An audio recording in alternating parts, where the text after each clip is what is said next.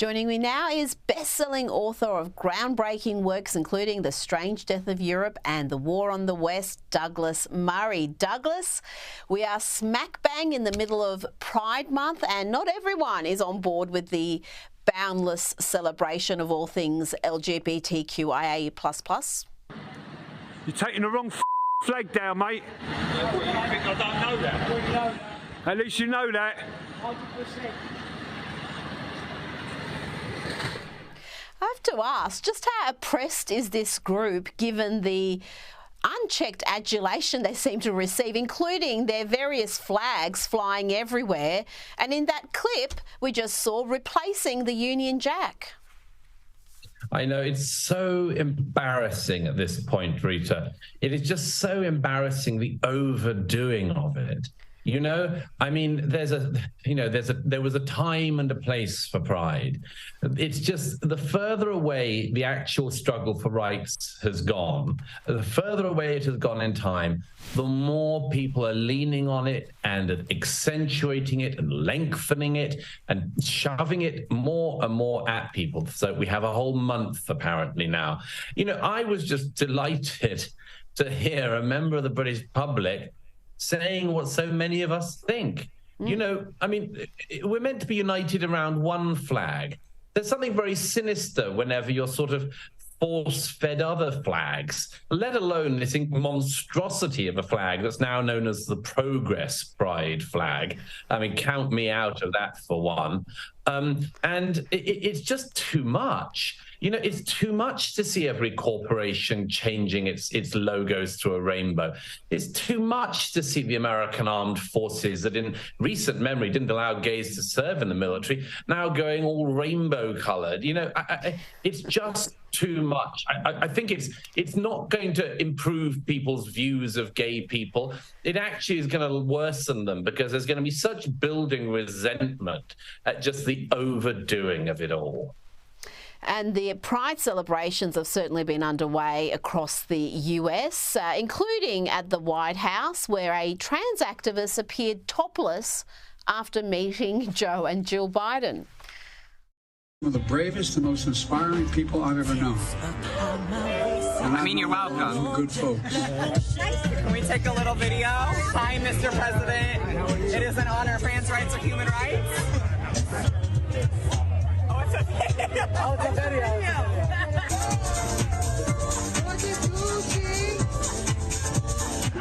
Are we topless at the White House? Douglas, this administration appears obsessed with the trans agenda. On day one of Biden's presidency, he signed an executive order to allow biological boys to compete in girls' sporting events. So I guess what we saw there shouldn't surprise us, but it did. To see the White House debased in that manner was not great. And apparently that trans activist is now banned from the White House. Well, I mean, you know, I'm glad they banned her, but I mean, what was she doing there in the first place? But there's so much absurdity in this. Firstly, I mean, goodness knows what's going through Joe Biden's head, but probably he's doing something like what he thinks of as making up for lost time. Joe Biden was never very good on gay rights at all. He was never in favor of gay marriage, for instance, until everybody else was, and it was a fait accompli. Perhaps he now thinks that he can sort of cover that over and go heavy on the trans stuff, which, as I always say, has nothing to do with being gay. It's a totally different issue, and one that is deranging everyone. I loathe this whole alphabet soup, or as Julie Bindel describes it, the unbreakable Wi-Fi code that LGBTQIA+ has become. And there's so much that's appalling about this, but just to focus on two things. First of all, Joe Biden describes the attendees there as being some of the bravest people he's ever met.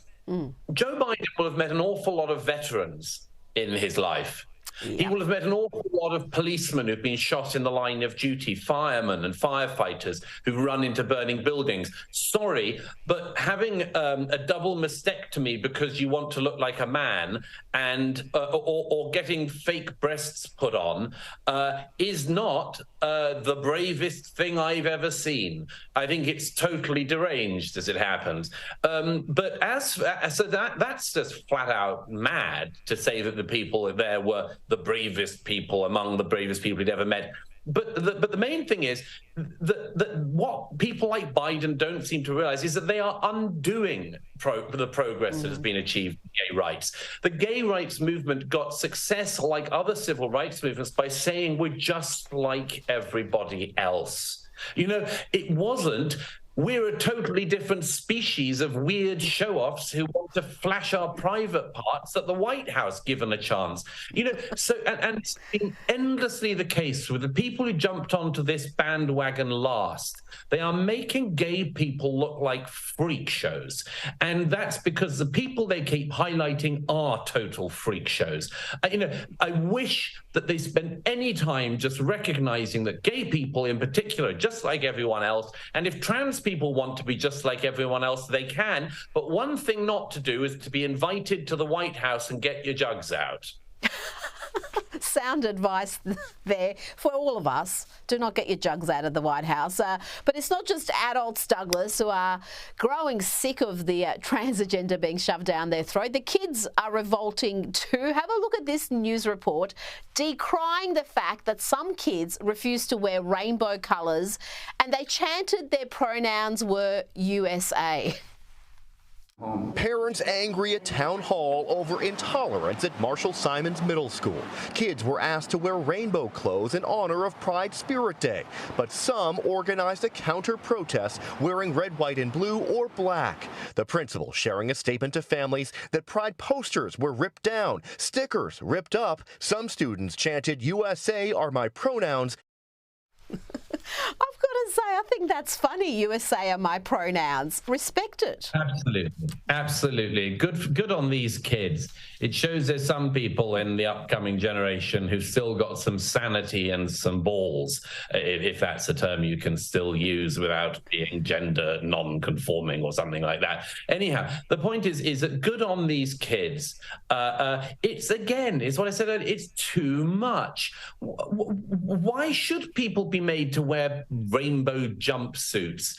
And what's the agenda here exactly? If the agenda is teach everybody, as I say, that gay people are just like everyone else, then say that, but don't make everyone go through this clown car parade and make everyone dress up and pretend that Pride Month is some ancient tradition which we always celebrate. And just one other thing I'd add on to this, and this is really important if I can say so, the actual gay rights movement, as opposed to this recent disaster that is attached onto it as a bandwagon, the actual gay rights movement won its case by, among other things, saying it's not fair to treat people differently like this. Now, a lot was achieved by that. But one of the things I've said repeatedly, I said this in the Madness of Crowd several years ago, there are people who are not doing very well with the boot on the other foot issue. There are a lot of people, particularly straight people, who will be noticing that the people who were all calling for tolerance in the years gone by are highly intolerant today. Yeah. Wear the rainbow jumpsuit or else. You know, I mean, what lesson is this intolerance? And you get madmen. Like there's a man in Britain who was a very bad actor who's now in the House of Lords called Lord Cashman, who was a famous gay figure back in the day. He was talking about this the other day. He said, anyone who doesn't agree with us on trans rights for teenagers is the enemy. They are the enemy. And you think, what are you talking about? You're just totally deranged. This is not tolerance. It is intolerance, masquerading as tolerance and trying to shove tolerance forcibly down everyone's throat. I've had enough of it, and I'm sure lots of other people, straight and gay, have. Absolutely. And one of the issues we touch on this program on a regular basis is the war on women. And we've got another example. And again, it's in this arena. This is from Johns Hopkins University, and it's sadly not an isolated example of womanhood being erased. This time it's lesbians who have copped a new woke trans-inclusive definition from Johns Hopkins. In the university's glossary of LGBTQ terms, it identifies gay men as men attracted to men. Yes, that's right.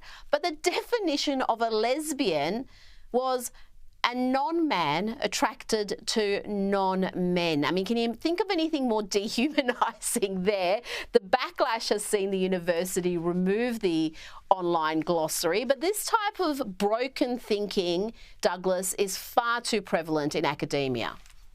It's just madness, Rita. They are terrified of using the word woman. Well, we've just got, if that really is a stigma today, let's just break the stigma as often as possible. It is very well known what a woman is. It's one of the first things we knew as a species, what a man is, what a woman is. Until yesterday, people said boy or a girl when somebody had a new child. Nobody said, oh, I think that's a bit early to put labels on them. Everybody knows what a man is. Everyone knows what a woman is. And a tiny number of people don't know what they are. And I see no reason why we have to pretend that we're all stupid because of that tiny number of people. They can go away and work it out for themselves someday. But no, it's always, as you and I have observed before, Rita, it's always the women who end up copping the flack on them.